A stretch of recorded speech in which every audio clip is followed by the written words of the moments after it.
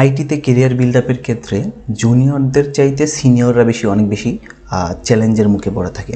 যেমন বলতে পারেন জুনিয়রদের তো এক্সপিরিয়েন্স কম, বা বিগিনার যারা তারা কেরিয়ার স্টার্ট করবে, সো তারা তো চ্যালেঞ্জের মুখে বেশি না, রাদার দেন সিনিয়ররা অনেক বেশি চ্যালেঞ্জের মুখে। কয়েকটা সিনারিও বলি। মেইন যে পয়েন্টটা সেটা হলো যে সিনিয়রদের তারা যে এক্সপিরিয়েন্স গ্যাদার করতেছে, সময়ের সাথে সাথে নিজেকে যদি আপডেট করতে না পারে স্কিল, সে সবচেয়ে বেশি চ্যালেঞ্জের মুখে। ধরুন আপনার 3 বছর বা 4 বছরের এক্সপিরিয়েন্স হয়ে গেছে, কিন্তু আপনার স্কিল সেটটা আসলে ওই 4 বছরের সাথে ম্যাচিং হচ্ছে না, সো সেক্ষেত্রে আপনি সবচেয়ে বেশি চ্যালেঞ্জের মুখে। সো আপনি আপনার এক্সপিরিয়েন্সের সাথে দেখবেন জব সার্কুলারে আপনার স্কিলের ম্যাচ হচ্ছে না। সো সেক্ষেত্রে সবসময় অলওয়েজ আসলে শুধু ভালো কোম্পানি চুজ করলেই হয় না, অলওয়েজ এমন একটা কোম্পানিতে নিজেকে আসলে ইনভলভ রাখতে হয়, বা এমন একটা কাজে নিজেকে ইনভলভ রাখতে হয় টাকার পাশাপাশি যেন স্কিল সেটটাও আপডেট হয়। সো এই জন্যই জুনিয়রদের চাইতে সিনিয়ররা অনেক বেশি চ্যালেঞ্জেস। জুনিয়রদের কী হয়, দেখা যাচ্ছে যে আপনার যা স্টার্ট করার ক্ষেত্রে আপনি আসলে যাই শিখেন সবই আপনার জন্য নতুন, সবই আপনার জন্য এক্সপিরিয়েন্স।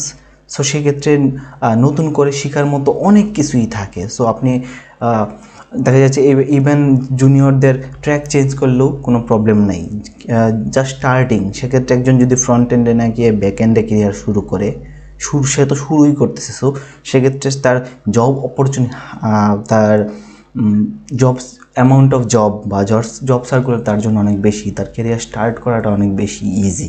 সো এবং স্পেশালি দেখা যাচ্ছে যে যেহেতু অনেক বেশি সিনিয়রদের কাছ থেকে হেল্প পায়, অনেকে মনে করে যে সে তো জুনিয়র, আসলে জব অ্যাভেলেবল কি না, মানুষ তো শুধু এক্সপিরিয়েন্স চায় না।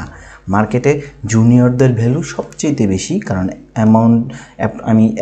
একটা টিমে যদি মনে করেন 10 জন পার্সন থাকে, সেক্ষেত্রে দেখা যায় 80%ই থাকে জুনিয়র, আর মাত্র 20% পার্সন থাকে সিনিয়র। সো জুনিয়র হায়ার হয় অনেক বেশি, সো অপরচুনিটি অনেক বেশি জুনিয়রদের জন্য। সো সিনিয়ররা এই জায়গায় সবচেয়ে বেশি চ্যালেঞ্জের মুখে।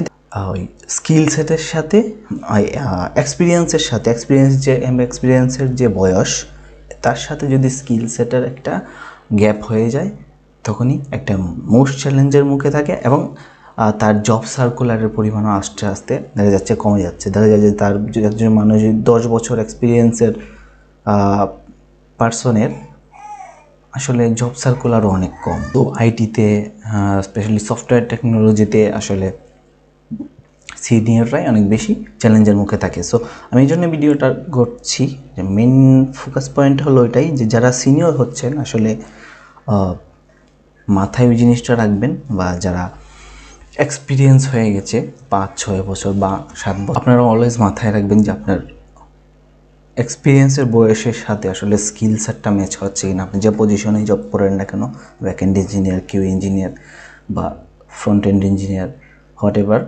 আপনার বয়সের সাথে বা চাকরির বয়সের সাথে, অভিজ্ঞতা বয়সের সাথে স্কিলটা ম্যাচ হচ্ছে কিনা।